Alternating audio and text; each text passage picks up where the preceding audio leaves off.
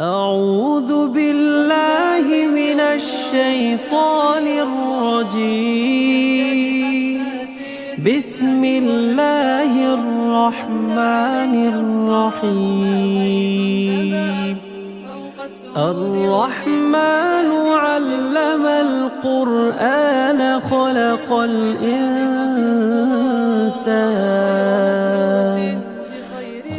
الإنسان علمه البيان. الشمس والقمر بحسبان والنجم والشجر يسجدان والسماء رفعها ووضع الميزان ألا تطغوا في الميزان وأقيموا الوزن بالقسط ولا تخسروا الميزان. والأرض وضعها للأنام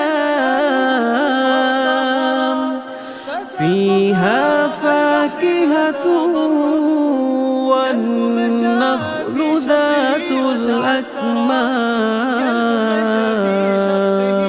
والحب ذو العصف والريحان.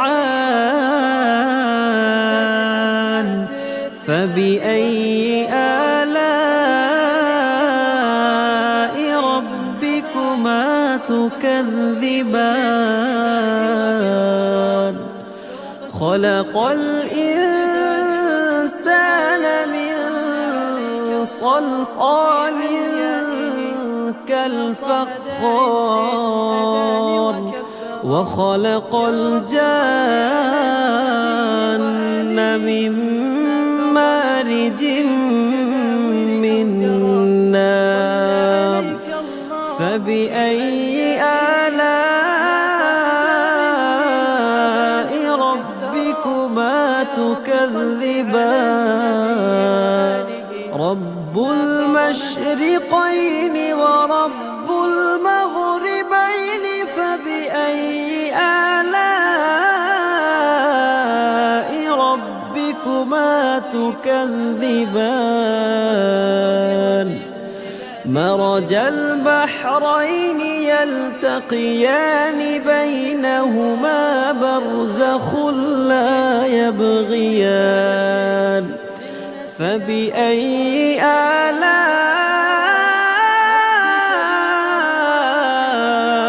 ربكما تكذبان؟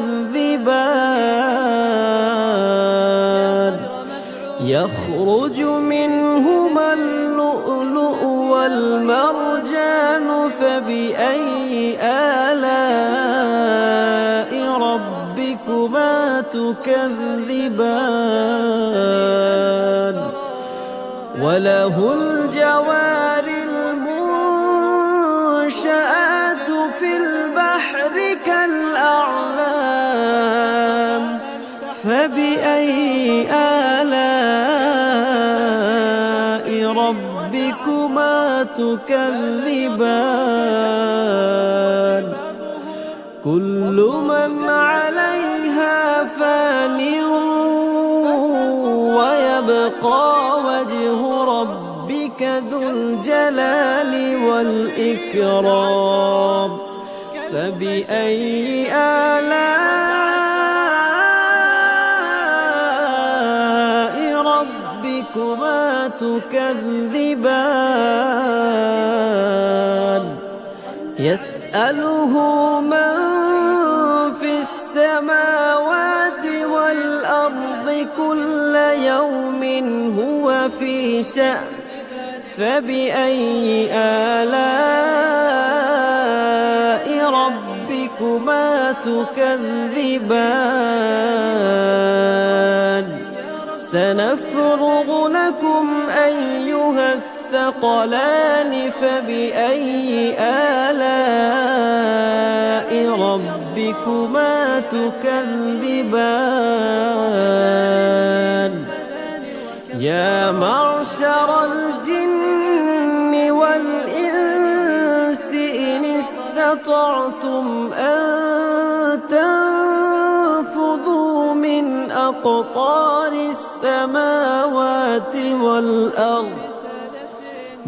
أقطار السماوات والأرض فانفذوا لا تنفذون إلا بسلطان فبأي آلاء ربكما تكذبان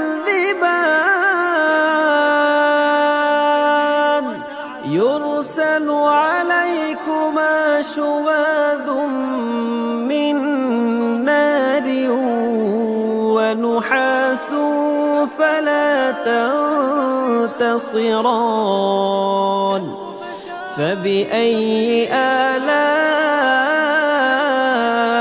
ربكما تكذبان فإذا انشقت السماء فكانت وردة كالدهان فبأي آلاء ربكما تكذبان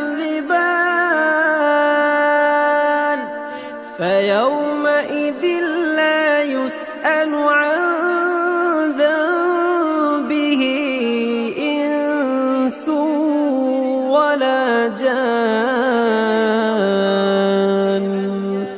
فبأي آلاء ربكما تكذبان يعرف المجرمون بسيماهم فيؤخذ بالنواصي والأقدام فبأي آلاء ربكما تكذبان هذه جهنم التي يكذب بها المجرمون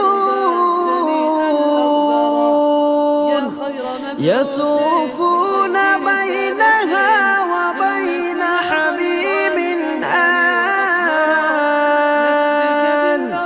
فبأي آلاء ربكما تكذبان ولمن خاف مقام ربه جنتان فبأي آلاء ربكما تكذبان ذواتا أفنان فبأي آلاء ربكما تكذبان فيهما عينان تجريان فبأي آلاء ربكما تكذبان فيهما من كل فاكهة زوجان فبأي آلاء ربكما تكذبان متكئين على فرش بطائنها من استبرق وجنى الجنتين دان فبأي آلاء ربكما تكذبان فيهن قاصرات الطرف لم يطمثهن إنس قبلهم ولا جان فبأي آلاء ربكما تكذبان كأنهن الياقوت والمرجان فبأي آلاء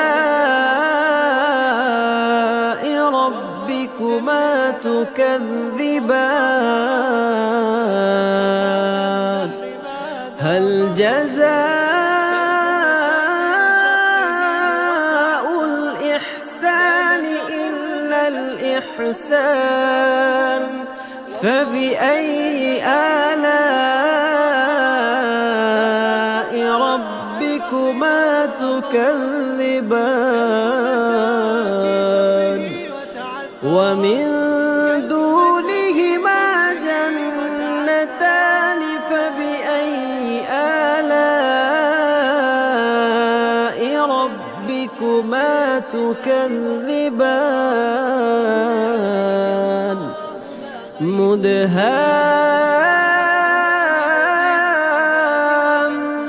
مدهامتان فبأي آلاء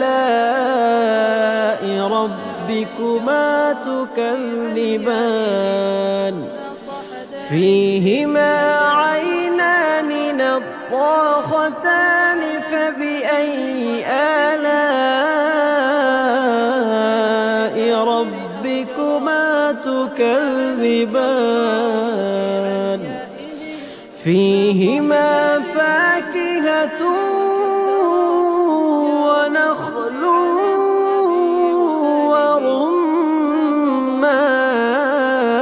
ورمان فبأي آلاء ربكما تكذبان فيهن خيرات حسان فبأي آلاء ربكما تكذبان حور مقصورات في الخيام فبأي آلاء ربكما تكذبان لم يطمثهن إنس قبلهم ولا جان فبأي آلاء ربكما تكذبان متكئين على رفرف خضر وعبقري حسان فبأي آلاء ربكما تكذبان تبارك اسم ربك ذي الجلال والإكرام